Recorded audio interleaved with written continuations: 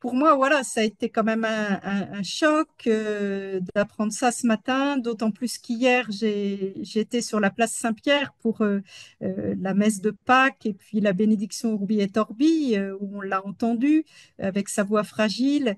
Et, euh, et puis c'est aussi beaucoup de tristesse de réaliser bah, que ça y est, il a accompli sa Pâques et en même temps beaucoup d'actions de grâce pour tout ce qu'il a donné à l'Église et ce qu'il a donné jusqu'au bout, en fait. Pour moi, c'est vraiment le pape de la joie. Euh, la plupart de ses encycliques, à commencer par la première, Evangelii Gaudium, l'évangile de la joie, comme je le disais, le fait qu'il meure le lundi de Pâques dans la joie de la résurrection.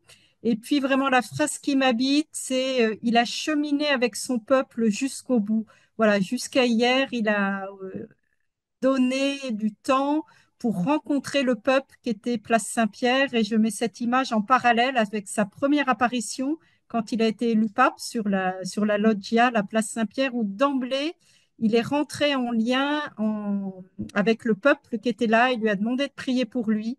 Et voilà, puis moi, je l'ai vu vraiment pendant le synode, ce désir d'une église où tous cheminent ensemble comme peuple de Dieu et où les pasteurs cheminent avec leur peuple.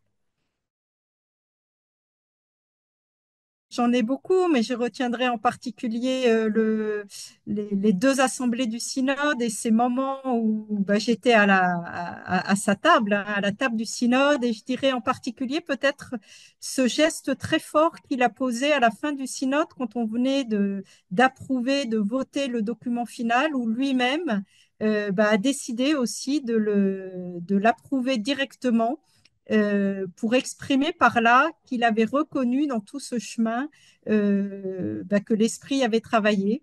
Et ça a été un geste très fort et il y avait beaucoup de joie. On a tous applaudi vraiment avec une grande joie au cœur.